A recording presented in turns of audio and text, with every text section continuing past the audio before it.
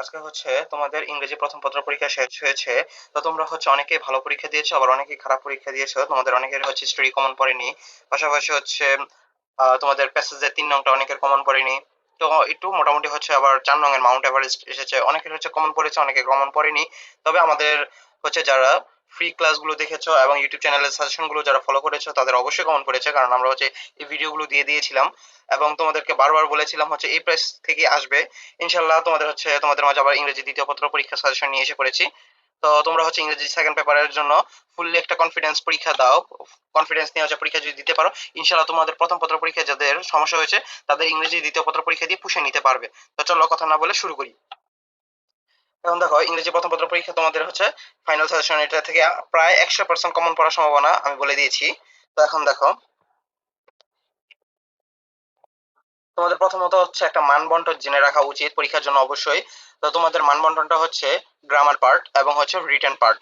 তোমাদের দুইটা অপশন থাকে, একটা গ্রামার পার্ট, একটা রিটেন পার্ট। গ্রামার পার্টে 9টা আইটেম থাকবে, ওইখান থেকে 60 নম্বর। এবং হচ্ছে রিটেন পার্টে তোমাদের 3টা অপশন থাকবে, একটা প্যারাগ্রাফ রাইটিং যেটাতে 10 নম্বর, অ্যাপ্লিকেশন রাইটিং একটা থাকবে এটাতে হচ্ছে 10 নম্বর, এবং শর্ট কম্পোজিশন এটাতে হচ্ছে 20 নম্বর। এই মোট হচ্ছে তোমাদের 100 নম্বরের পরীক্ষা হবে। এই 100 নম্বরের পরীক্ষা তোমাদের হচ্ছে রাইটিং পার্ট বা গ্রামার পার্ট থেকে হচ্ছে 9টি আইটেম, এবং রিটেন পার্ট থেকে হচ্ছে 3টি আইটেম, এই মোট 100 নম্বর। তারপর দেখো, গ্রামার আইটেমের মধ্যে যে 60 নম্বর রয়েছে এটা কিভাবে থাকবে। Filling the gaps with clue, এখানে হচ্ছে তোমার উইথ ক্লু থাকতে পারে আবার নাও থাকতে পারে। ফিলিং দ্য গ্যাপস এটাতে মোট 10টা নাম্বার থাকবে। সুইটেবল টেবিল, সিচুয়েশন টেবিল বা সাবস্টিটিউশন টেবিল, এখানে যেটা বলি এটা হচ্ছে তোমাদের যে ম্যাচিং টাইপের যে কলামগুলো থাকে, কলাম 3টা, ওই কলাম হচ্ছে এখানে থাকবে, 5টা আসবে 5 number. Right form of verb এটা হচ্ছে 10টা থাকবে 10 নাম্বার। চেঞ্জিং সেন্টেন্স এটা 10টা থাকবে 10 নাম্বার। টেক কোশ্চেন এটা 10টা থাকবে 10 নাম্বার। সাফিক্স প্রিফিক্স এটা 10টা থাকবে 10 নাম্বার। প্রিপোজিশন তোমার হচ্ছে, সরি, সাফিক্স প্রিফিক্স 5টা থাকবে 5 নাম্বার। প্রিপোজিশন 5টা থাকবে 5 নাম্বার। এন্ড কানেক্টর তোমাদের লিঙ্কিং ভার্বটা আসে না, কানেক্টর যে কথা লিঙ্কিং ভার্ব একই কথা। দুইটা জিনিস দিয়ে হচ্ছে শব্দকে জুড়ে দেওয়া হয় বা দুইটা শব্দকে কানেক্ট করতে হয়, এই কারণে কানেক্টর আসবে তোমাদের 5টা থাকবে 5 number. And punctuation and capitalisation একটা প্যাসেজ দেওয়া থাকবে তোমাদের, এটার থেকে হচ্ছে 5 নাম্বার। এই মোট তোমাদের হচ্ছে 60 নাম্বারের গ্রামার পার্ট বা গ্রামার আইটেম। এখন দেখো, গ্রামার আইটেম গুলো তুমি হচ্ছে কিভাবে পড়বা। অবশ্যই আমি বলবো তোমাকে হচ্ছে দেখো, রাইট ফর্ম ভার্বের নিয়ম আছে, রাইট ফর্ম ভার্বের নিয়মগুলো পড়ে ফেলবা এবং বিগত 3 বছর, কয়েক বছরের হচ্ছে 3 বছর মিনিমাম প্র্যাকটিস করলে তোমার হয়ে যাবে। চেঞ্জিং সেন্টেন্স, চেঞ্জিং সেন্টেন্সের মধ্যে তোমাদের অবশ্যই কয়েকটা জিনিস রয়েছে, যেমন ইন্টারোগেটিভ, ইম্পারেটিভ, তারপর হচ্ছে অ্যাসার্টিভ, এক্সক্লামেটরি, তারপর হচ্ছে সিম্পল, কমপ্লেক্স, কম্পাউন্ড, এগুলোই তোমাদের রয়েছে। এগুলো তুমি যদি নেগেটিভ, অ্যাফার্মেটিভ, এগুলো যদি ভালো করে তুমি দেখে যেতে পারো, ইনশাল্লাহ তোমার কমন পড়ে যাবে। তারপর টেক কোশ্চেন, টেক কোশ্চেন তো আরো সহজ। টেক কোশ্চেন যারা হচ্ছে তোমার টেক কোশ্চেন পারো, এখানে তোমার চেঞ্জিং সেন্টেন্স থেকে ইন্টারোগেটিভ তাদের জন্য খুবই সহজ। তো এইটা গ্রামার আইটেমের মধ্যে সবচেয়ে সহজ একটা আইটেম টেক কোশ্চেন। তারপর দেখো সাফিক্স প্রিফিক্স, এটা বিগত তুমি যদি কেউ অর্থ না পারে, অর্থ না বুঝে, তোমার হচ্ছে ফর্ম গুলো না জানে ভার্বের, তো তার জন্য কোনো সমস্যা নেই, বিগত 3-4 বছরের প্রশ্নগুলো অ্যানালাইসিস করে পড়ে গেলেই তার হচ্ছে কমন পড়বে। এন্ড প্রেপোজিশন, প্রেপোজিশন গুলো হচ্ছে একটু অর্থ জানতে হবে, পাশাপাশি হচ্ছে নিয়মগুলো যদি তুমি জানা থাকে তোমার, তাহলে তোমার হচ্ছে কমন পড়ে যাবে। এন্ড কানেক্টর, কানেক্টর তোমাদের হচ্ছে ওই যে প্রথম অবস্থায় কি বসাতে হবে এবং হচ্ছে লাস্টে কি বসাতে হবে, মাঝে বাক্যের মাঝে কিভাবে বসাতে হবে, বাক্যের শুরুতে থাকলে কি বসাতে হবে, এটা। And punctuation and capitalization, punctuation and ক্যাপিটালাইজেশনের হচ্ছে তোমাদের মোট 5 নাম্বার, এটা বিগত 5 বছরের গুলো পড়ে গেলে তোমার ইনশাল্লাহ কমন পড়ে যাবে। এখন দেখো, তোমাদের যে প্যারাগ্রাফস আইটেম গুলো রয়েছে, গুরুত্বপূর্ণ প্যারাগ্রাফের মধ্যে আমি হচ্ছে কয়েকটি নাম লিখেছি।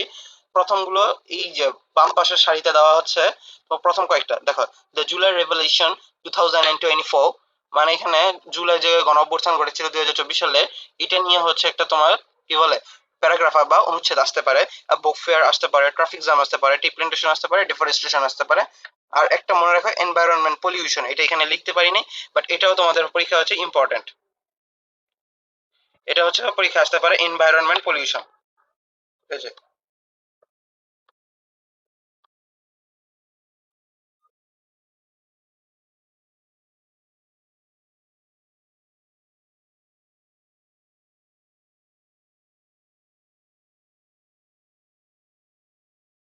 এনভায়রনমেন্ট,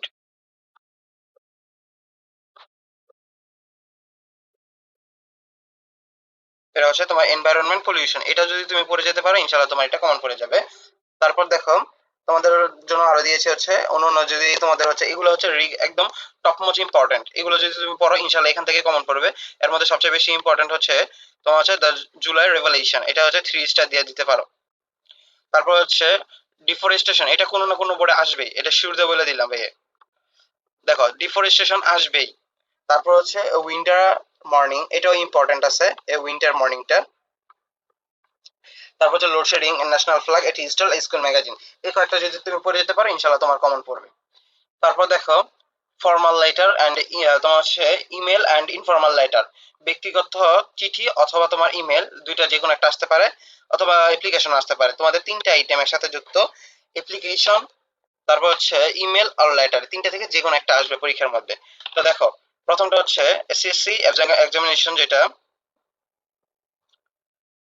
এটা হচ্ছে তোমাদের এই যে পরীক্ষা প্রিপারেশন ফর এসএসসি এক্সামিনেশন। তারপরটা হচ্ছে ইম্পর্টেন্স অফ লার্নিং ইংলিশ আর reading newspaper and congratulation friend on your brilliant success, তোমার বন্ধু হচ্ছে অনেক ব্রিলিয়েন্ট ছিল সেটার জন্য তুমি হচ্ছে একটা কি করতে পারো, এটা ইমেল করতে পারো। ইনভাইটিং আ ফ্রেন্ড জয়েন আ পিকনিক, এই 4টা হচ্ছে খুব সবচেয়ে বেশি ইম্পর্টেন্ট এবং টপ মোস্ট ইম্পর্টেন্ট, যেগুলো আমি তোমাদের জন্য এখানে রেখেছি ইমেলগুলো। এবং সেম জিনিসগুলোই তোমার এখানে আমি হচ্ছে লেটার হিসেবে রেখে দিয়েছি, কারণ তুমি ওইগুলো যদি এখানে পড়তে পারো, এবং কিছুটা শুধু একটু চেঞ্জ করেছি, যেমন সামার ভেকেশন নতুন যুক্ত করেছি, পেন ফ্রেন্ড যুক্ত করেছি। পেন ফ্রেন্ড খুবই ইম্পর্টেন্ট, একটু পত্রমিতা, এটা খুবই important. And important physical exercise of co-curriculum activities, এইগুলো তুমি যদি পড়ে যেতে পারো ইনশাল্লাহ ভাইয়া এর ভিতর থেকে কমন পড়বে, আর বাইরে কিচ্ছু আসবে না। তারপর দেখো ইনফর্মাল ফর্মাল লেটার অ্যান্ড হচ্ছে অ্যাপ্লিকেশন, আবেদন, যেটা হচ্ছে setting up canteen, setting up a computer club or debating club. তারপর হচ্ছে ইনক্রিজিং লিটারেসি ফ্যাসিলিটি অর তোমার ক্যান্টিন। তারপরটা হচ্ছে permission for study tour, full free scholarship, financial help, extra class in English or math. এইগুলোর জন্য আমার কাছে অবশ্যই ফরম্যাট রয়েছে, যদি তোমাদের কারো দরকার হয় ভাইয়াকে একটা হচ্ছে তোমরা মেসেজ করতে পারো অথবা কমেন্ট করে জানাতে পারো, ভাইয়া হচ্ছে আমাদের পেজ হচ্ছে কি লাগবে, পিডিএফটা লাগবে, তাহলে আমি অবশ্যই পাঠিয়ে দিব তোমাদেরকে। এখন দেখো এই যে অ্যাপ্লিকেশন লেখার জন্য কিছু টিপস এখানে শেয়ার করেছি তোমাদের জন্য। ডেট অবশ্যই লিখতে হবে, অ্যাড্রেস, তারপর হচ্ছে তোমার সাবজেক্ট অ্যান্ড তোমার হচ্ছে সলিউশন, বডি অ্যান্ড হচ্ছে কনসালশন, সবকিছু বজায় রাখা খুবই এখানে জরুরি এবং স্পষ্ট অবশ্যই রাখতে হবে। ফর্মাল লেটারগুলো, লেটার লেখার ক্ষেত্রে কোনো ধরনের কাটাছিড়া করা যাবে না, লেটার লেখা বাম পাশ থেকে শুরু করতে হবে। এগুলো তোমাদের জন্য আমার প্রাথমিক একটি স্টেপ বলা যায় হচ্ছে ধারণা দেওয়া থাকলো এখানে। আর যদি তোমাদের মনে করো ফুল একদম ভিডিও লাগবে, ভাইয়াকে হচ্ছে মেসেজ করতে পারো, ভাইয়া হচ্ছে তোমাদের জন্য খুব সহজ এবং খুব সহজভাবে কিভাবে হচ্ছে তোমাদের মুখস্থ মেমোরাইজিং পার্টগুলো হচ্ছে শর্টকাটে লিখতে পারা যায়, ওইগুলোর ভিডিও আমি তোমাদের মাঝে শেয়ার করে দিব ইনশাল্লাহ।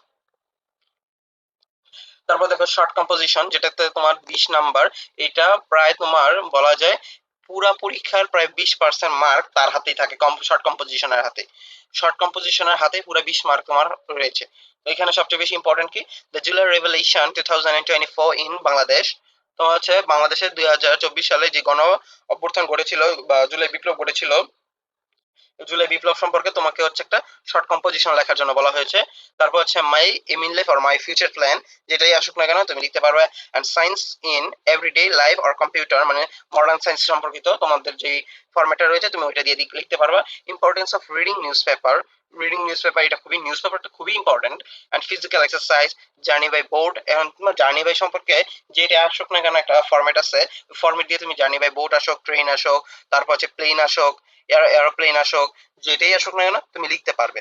And duties of studies student and my hobby, favorite hobby or gardening, population problem in Bangladesh, the season I like most, the situation I like most, for হচ্ছে my favorite game, value of time, value of time টা important সবচেয়ে বেশি।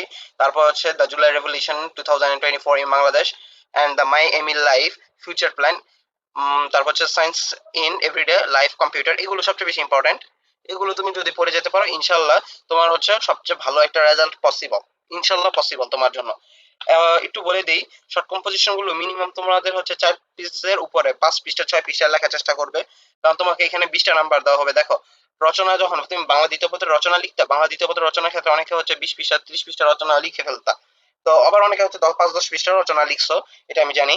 এখন এটা বলে তো আর লাভ নেই, কিন্তু তোমাদের 20টা নাম্বার হচ্ছে দিবে, তো তোমাদের মিনিমাম অ্যাটলাস্ট মিনিমাম 5 পৃষ্ঠার উপরে লেখার চেষ্টা করবা, তাহলে তোমাদের জন্য এটা খুবই হেল্পফুল হবে এবং স্যাররা তোমাদের নাম্বার দিতে সচেষ্ট থাকবে। দেখো তোমাদের জন্য কিছু গুরুত্বপূর্ণ টপিক, যেটা হচ্ছে জুলাই বিপ্লব 2024 সালে যে জুলাই রেভলিউশন ফর 2024, এটা খুব ভালো করে দেখে যাবে। এটা থেকে প্রায় নতুন সিলেবাস গুলোতে হচ্ছে প্যারাগ্রাফ কম্পোজিশন হিসেবে প্রায় 99% আসার সম্ভাবনা রয়েছে। এবং প্যারাগ্রাফ হিসেবে এগুলোর প্রস্তুতি নিবে, শর্ট কম্পোজিশন হিসেবে এটার প্রস্তুতি নিবে, এবং মূল তথ্যগুলো বা তারিখগুলো জেনে রাখবা তুমি। এতটুকু হচ্ছে তোমার কাজ। তারপর দেখো, তোমাদের যেই হচ্ছে গ্রামার আইটেম গুলো থাকবে, গ্রামার আইটেম গুলোর জন্য তুমি কি করতে পারো, বিগত 3 থেকে 5 বছরের বোর্ড কোশ্চেন গুলো হচ্ছে 2-3 বার করে সমাধান করতে পারো। এতে তোমার হচ্ছে প্রশ্নের ধরন সম্পর্কে একটা স্বচ্ছ ক্লিয়ার ধারণা তৈরি হয়ে যাবে। নিয়মিত গ্রামার প্র্যাকটিস করতে পারো, যেহেতু তোমার হচ্ছে গ্রামার বই আছে, গাইড রয়েছে, ফরম্যাট রয়েছে, সবকিছু তুমি প্র্যাকটিস করবা। ভুলগুলো চিহ্নিত করে বারবার সেগুলো হচ্ছে নিয়মিত দেখবা। সময় ব্যবস্থাপনা, বারবার বলি তোমাদেরকে সময় মেনটেন করার বিষয়ে। যদি তুমি সময় মেনটেন করতে না পারো তাহলে কিন্তু তোমাদের পরীক্ষা ভালো হবে না।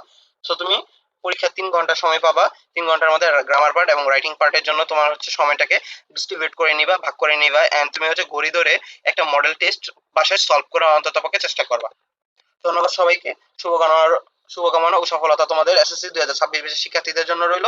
যারা পরীক্ষায় কঠোর পরিশ্রম করবে এবং নিয়মিত অনুশীলন করবে, তাদের ইনশাল্লাহ একটা ভালো রেজাল্ট আশা করি আসবে। ধন্যবাদ সবাইকে। যদি তোমাদের ভাইয়ার পেজটি ভালো লাগে এবং হচ্ছে যদি তোমাদের এটা থেকে কোনো হেল্প এসে থাকে, তাহলে তোমরা চাইলে এই পেজটা ফলো করতে পারো এবং ইউটিউব চ্যানেলটাকে সাবস্ক্রাইব করতে পারো। ধন্যবাদ সবাইকে। আর যদি তোমাদের কোনো সমস্যা থাকে, অবশ্যই কমেন্ট করে জানাতে পারো। ধন্যবাদ।